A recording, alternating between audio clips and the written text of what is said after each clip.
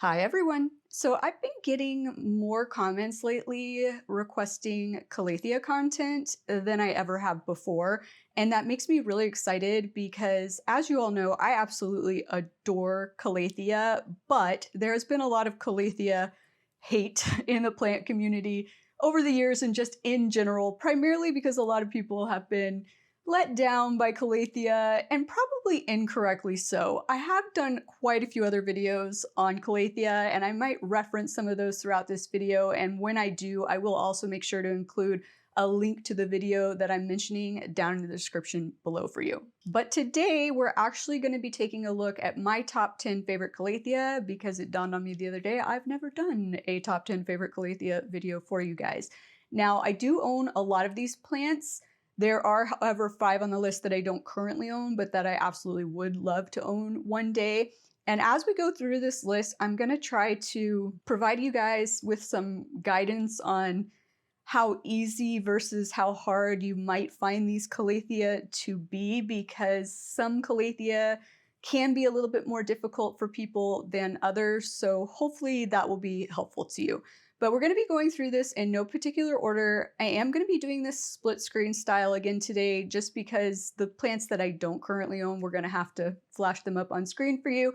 And it's just honestly easier in editing for me to just do it all split screen style versus having to cut back and forth. Plus, some of the plants have had pest issues. Actually, most of them are pest free at this point, but a few of them had pest issues earlier this year, and I'm just still hesitant to move them. This is just how it is. Like, if anybody else is this way, comment down below and let us know. But like, I don't like to move my plants into other rooms, like just for videos or anything, when I know they've had pest issues, even if I think they're totally eradicated, because I'm just so afraid that pests are gonna like hop off on another plant or hitch a ride on me and get on another plant or whatnot. So I just prefer to play it better safe than sorry. But I do have my list in front of me here of the plants that we're going to be covering today. And let's just go ahead and start with, I think this was the first Calathea. Yeah, this was the first Calathea I ever got.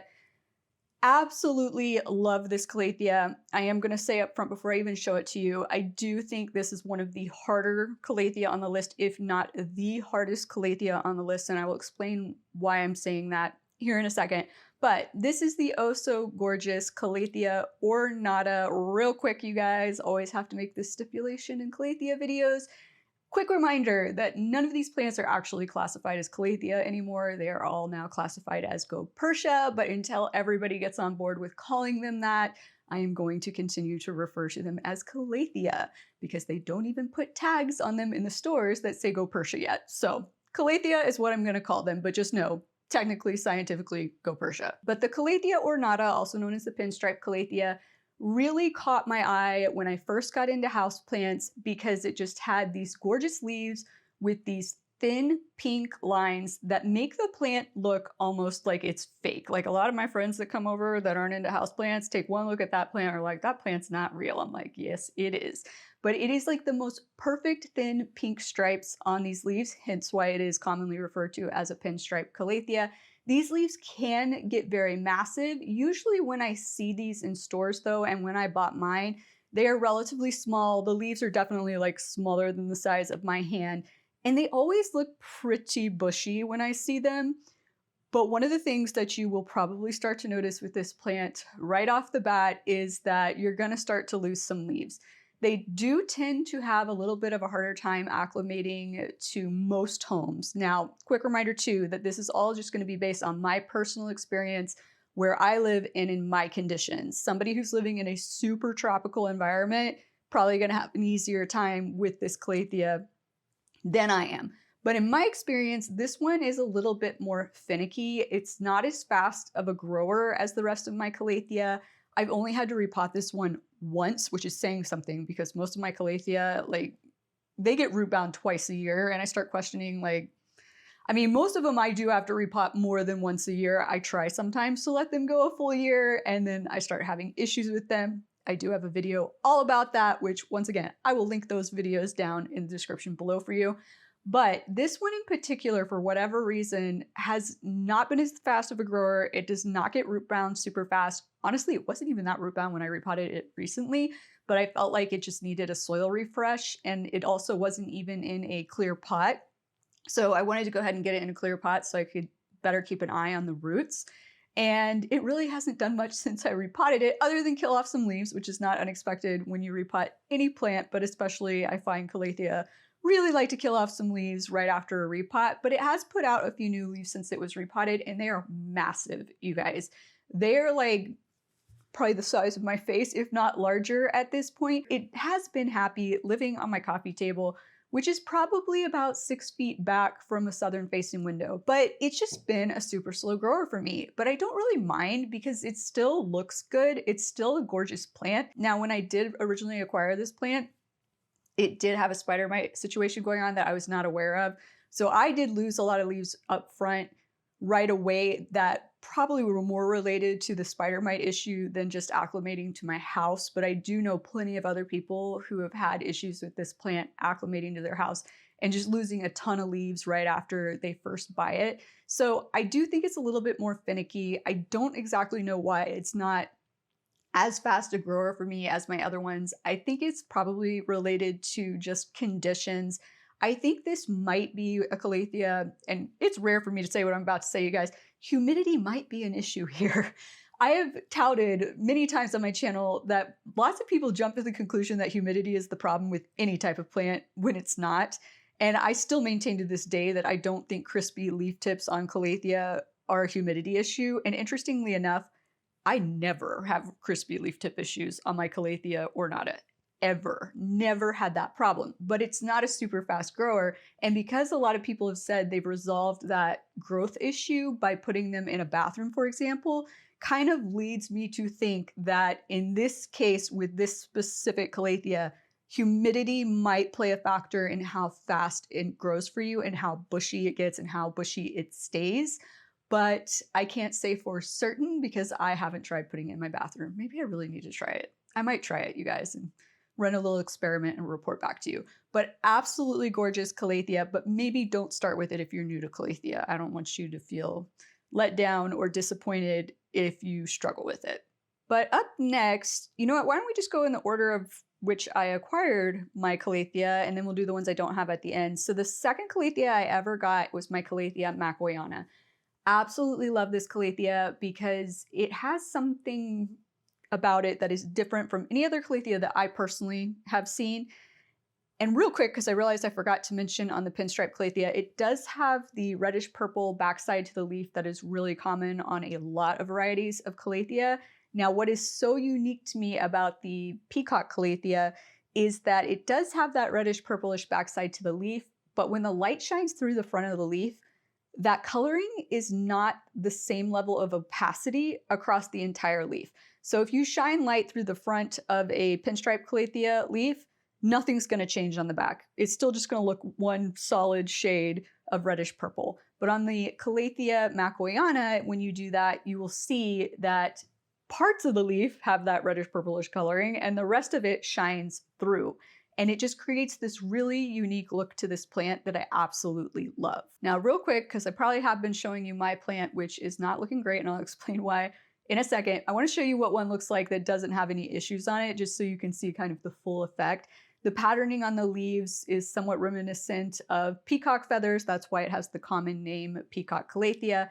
Now, mine is not looking its best right now just because I recently repotted it, and whenever you repot a Calathea, they have a tendency to kill off leaves. But mine's also going through what I like to refer to as a growth spurt, which is a common thing with Calathea as well, where they will start killing off their older leaves rapidly and then simultaneously pushing out a bunch of new, larger leaves. And that is what mine is doing right now. So all of the ones that are kind of crisping up and looking funky right now are super old leaves that it is just in the process of killing off, and it does its method of killing off a little bit different than some of my other Calathea, but it is also simultaneously pushing out these newer, larger leaves that look pristine.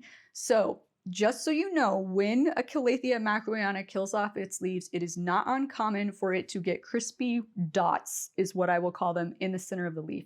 I actually think this might be related to the fact that it's not the same level of opaqueness on the backside of that leaf, like when the light's shining through, because I have done a video before on reddish purplish backsides to the leaves and scientific theories on the reason that some plants have that and some don't. One of the theories is that it does serve kind of as a sunscreen type situation. And so the fact that the Macoiana doesn't have that same level of opacity from its reddish purplish backsides to its leaves as other Calathea might account for why it has a tendency to get the crispy spots in the form of dots around the leaf instead of most Calathea, which tend to just crisp on the outer edge inward. I don't know for sure, but it's just a theory that I have. But it's not an uncommon thing to see on this plant, especially when the leaves start to die off. So mine will eventually go back to looking all normal leaves. It's just something that happens with Calathea. Occasionally they're going to look like this while they're killing off older leaves, and then they're going to go back to looking pristine. And in my experience, not just pristine, but better than they were before they killed off those leaves, because now they're going to have more leaves, they're going to be bigger, it's just going to make it more beautiful. But in general, I would not classify the Calathea Macoiana as a super easy Calathea. It is still kind of a slower grower for me. I've only repotted this one once as well. Actually, I take that back. I think I've repotted this one twice, and I've had most of my Calathea for at least, I think we're at 4.5 years now, you guys. So, and like I said, this was the second one I got. So I got it relatively closely to the time that I got my pinstripe Calathea, and I've only done the pinstripe Calathea repot once and the Macoiana twice, which is still kind of weird. They kind of are similar to me in terms of the slow growth issue, but the Macoiana has a tendency to stay more bushy and full than the pinstripe in my experience. Can't remember if I mentioned this, but it is living in an east-facing window in my bedroom. That's where it's lived the entire time I've had it. It does get some direct light, but it's first thing in the morning when the light's like not harsh at all, and it's not just sitting there intense on those leaves for a long period of time. So I have found that it has done okay with that. But yeah, definitely still, if you're new to Calathea, I would probably hold off on getting this one right away. We have some much easier ones coming up on the list. But the next Calathea that I got after my Macoiana was my Calathea Orbofolia. Now this is the largest leaf Calathea.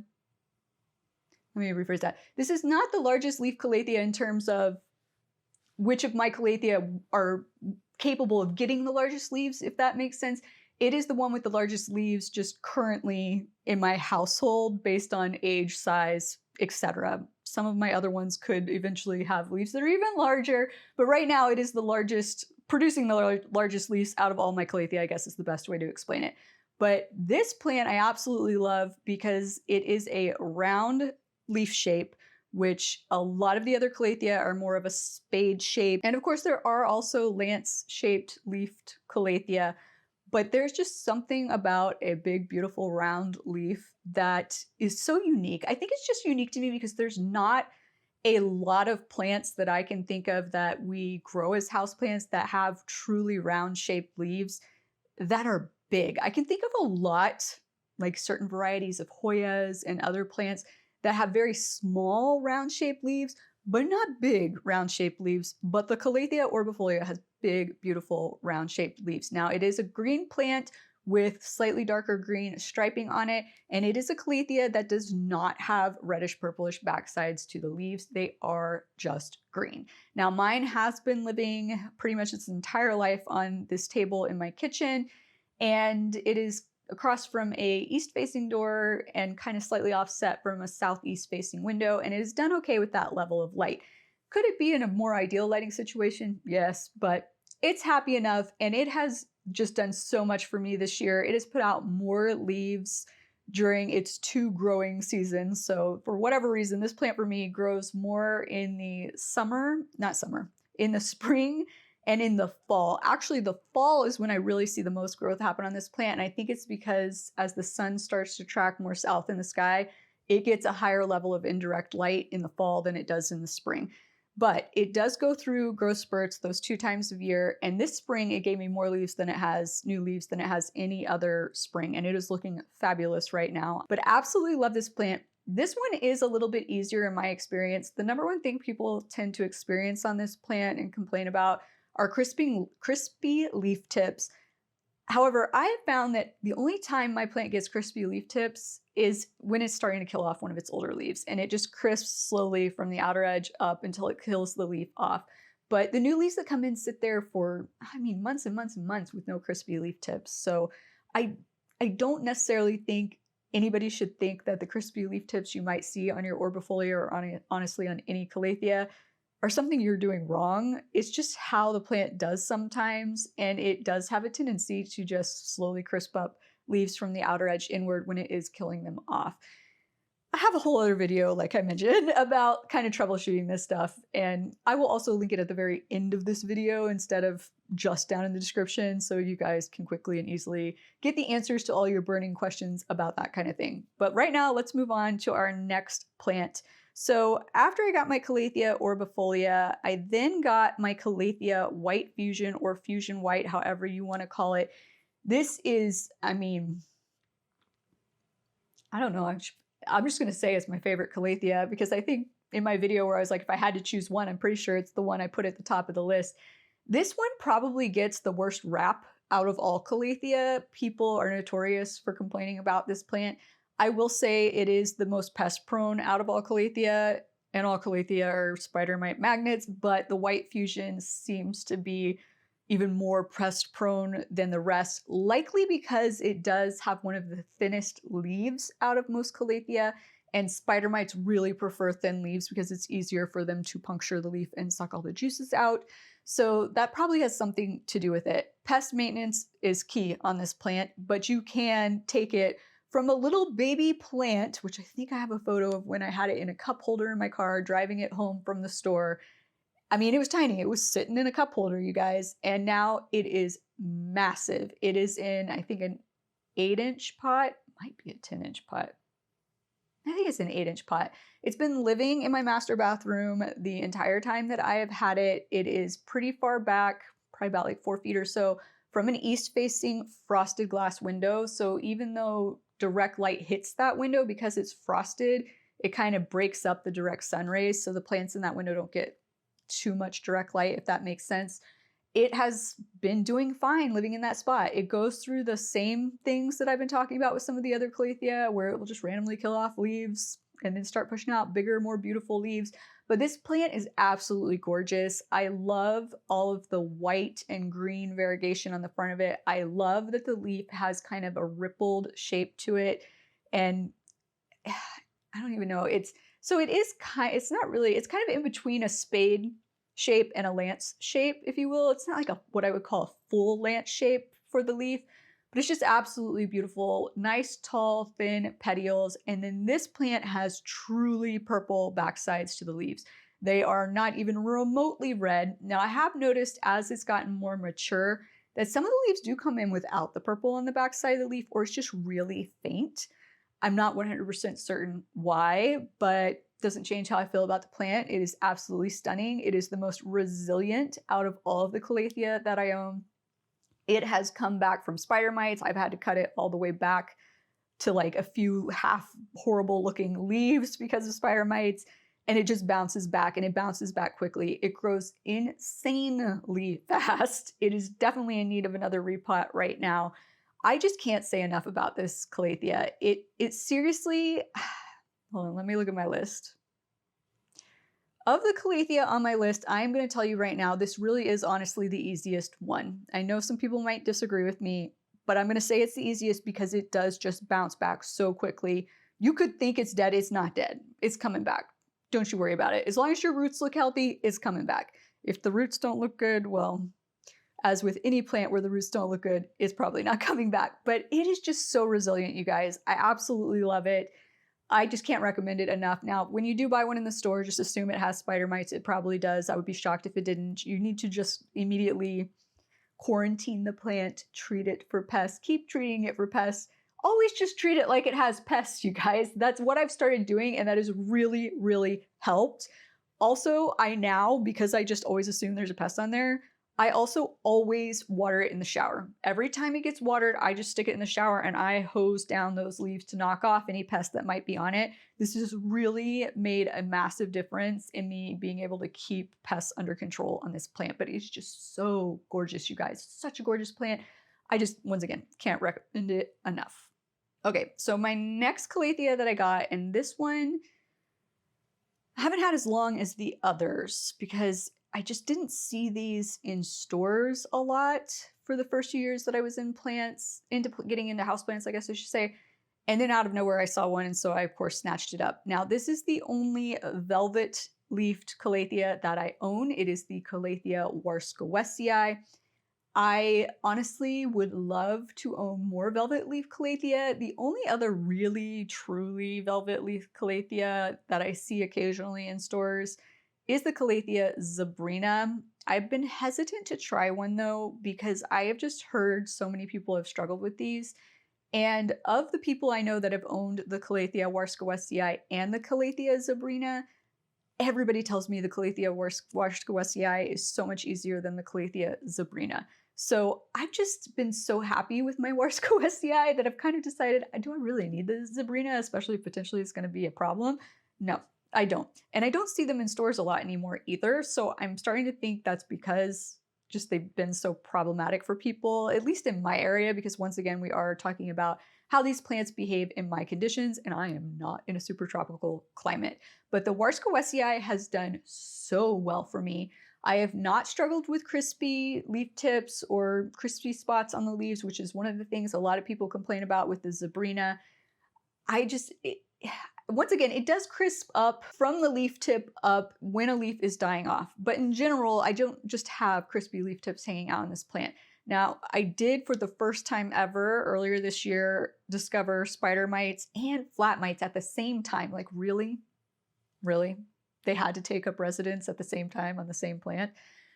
Okay, so I did discover flat mites and spider mites on this plant earlier this year. I've been treating it. I have lost a lot of leaves, so it was looking pretty rough at one point in, I think, February is when it was really looking bad. But it is now starting to push out a ton of new growth, and it's gonna fill back in.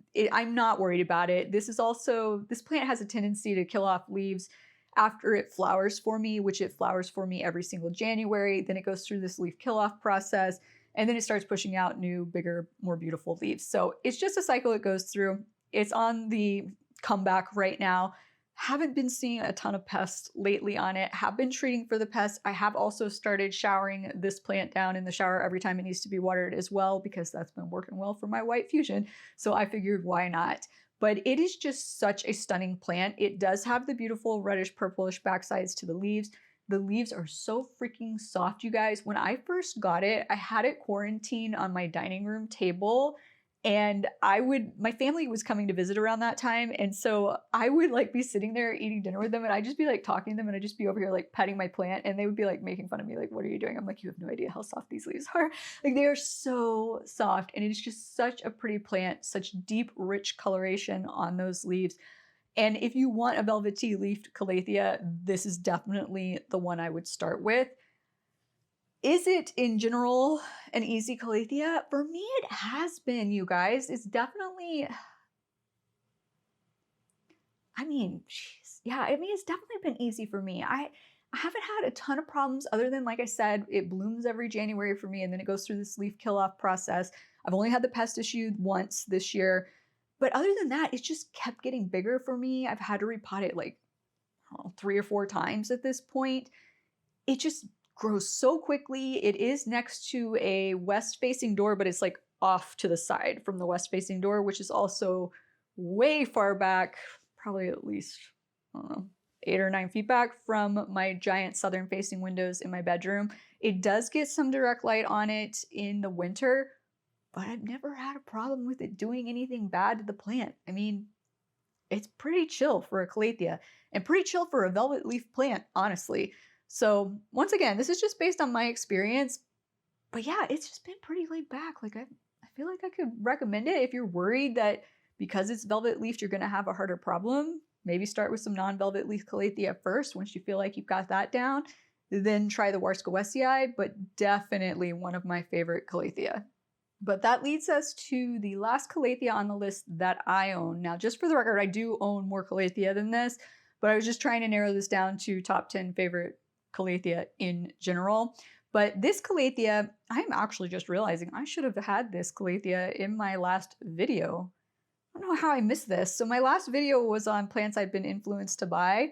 Totally forgot to put the Calathea Fasciata on there, which I forget what the full...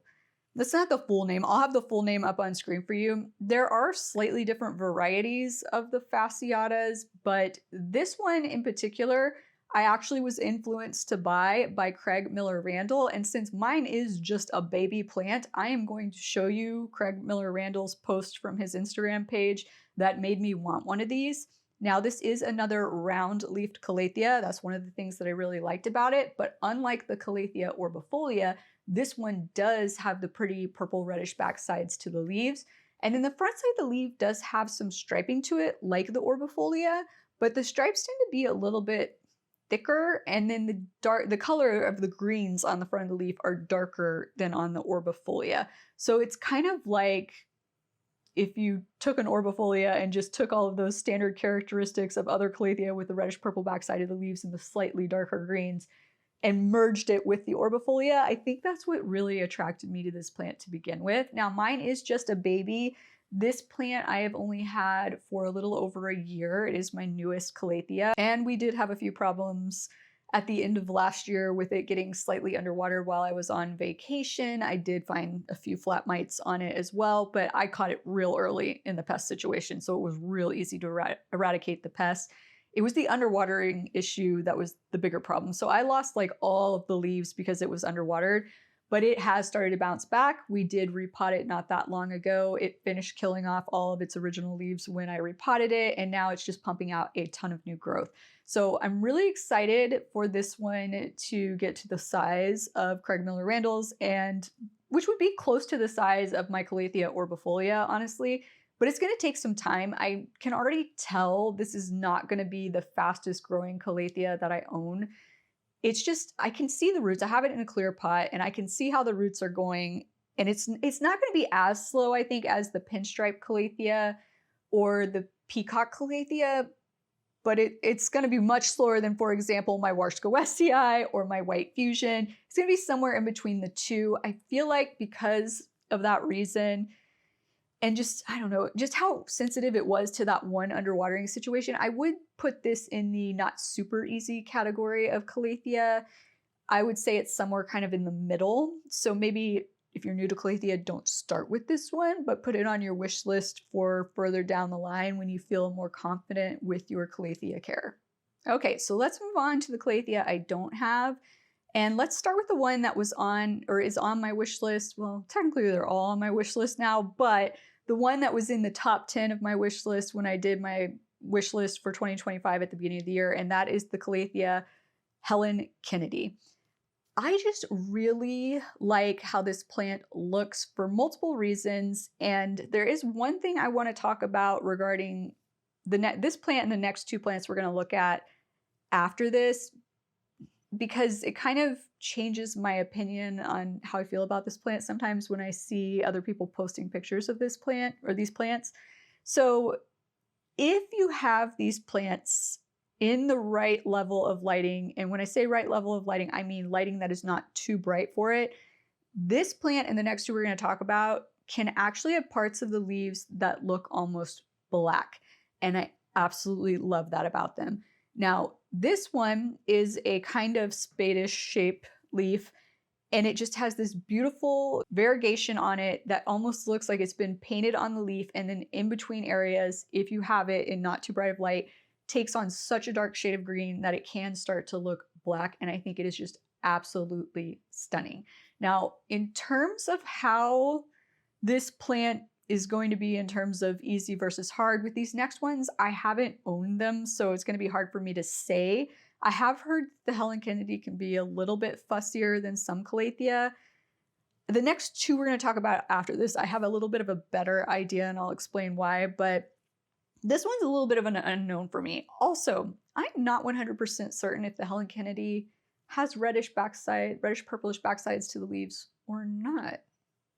Hold on, I'm gonna look it up real quick. Okay, so it does have the reddish purplish backsides to the leaves as well, but I just think this is an absolutely stunning plant and I would love to own one someday. Now, the next two varieties I want to talk about are both Calathea Rosapika varieties. Now, I do own a Calathea Rosapika. It is a Calathea Rosapika medallion. I have heard that most of the Calathea Rosapika varieties do kind of behave in the same manner. My Calathea Rosapika medallion has been relatively easy for me, not the easiest. I would say it's kind of somewhere in the middle.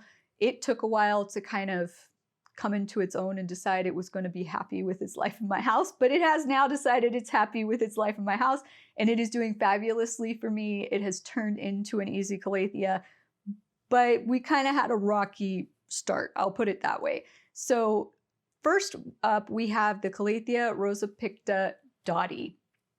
I just recently added this to my wish list after we did the tour at Target recently, because they had ones there that once again looked almost black on the leaves. And this plant, prior to recent times, when I have seen this in the store, it's been a dark green leaf with pink striping on it, and it has very thin pink striping, but not in a pattern like the pinstripe Calathea. It goes around kind of near the edge of the leaf, and then the vein in the middle has the pink basically. But absolutely gorgeous plant, and I think it's even more gorgeous when the leaf is really dark to the point of looking almost black, because it just makes that pink stand out so much more. Now, the backside of this leaf is also the reddish purplish color. The Calathea Rosapikas also kind of have a more round shaped leaf, not quite as round as the Orbofolia or the Fasciata, but definitely more round than the other Calathea that we had talked about earlier. So I think this is absolutely stunning. And when I saw that one at Target and it was just so dark leafed, I was like, all right, look, I'm putting one of these on my wish list. I don't know where I'm going to put these Calathea when I get them in my house. That is part of the reason that I haven't acquired any more Calathea in quite a while. Well, I guess since a little over a year ago, because I just don't know where I'm going to put them. Calathea are plants where it's like you have limited places that they're going to be happy in your house.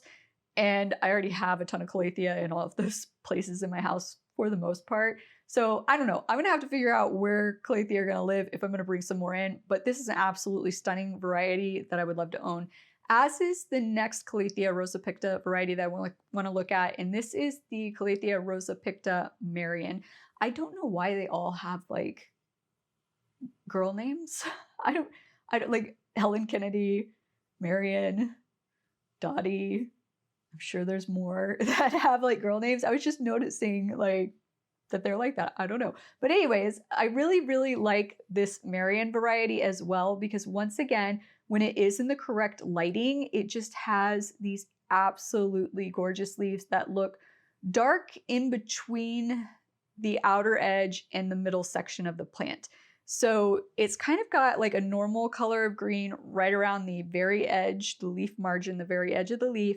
Then it's got a very light green on the inside of that. Then you've got the dark, almost black section. And then you've got more of that normal, I guess more normal, I guess I should say, shade of green in the center. And I think it's absolutely stunning. However, this is the one that I've seen the most variation on when looking at photos online. So a lot of the photos, that darkest area doesn't look that dark.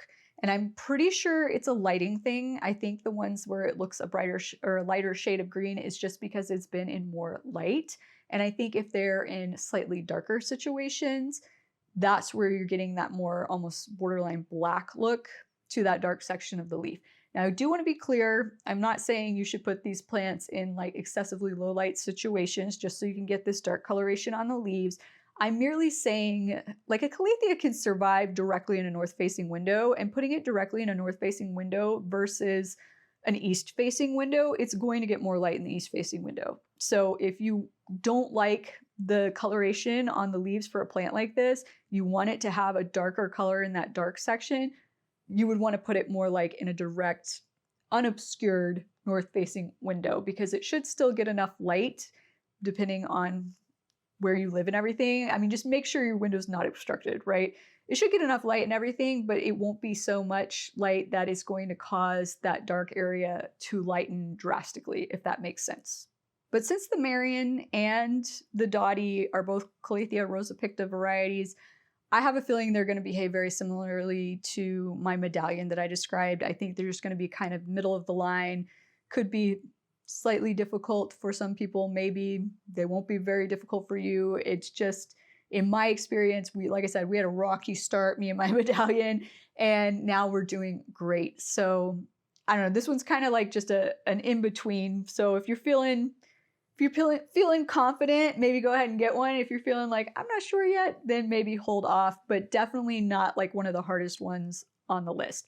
Which brings us to our last plant on the list, and this one is so unique to me as well. So this is the Calathea White Star, and I want to pull up the pictures that I pulled because I've seen Calathea White Stars in stores before, but I've never seen them exhibit one of the traits that is one of the key reasons that people want to buy these. Real quick, I don't remember if I said this, but the Calathea Marian also has the reddish purplish backsides to the leaves, just so you guys know. And so does the Calathea White Star.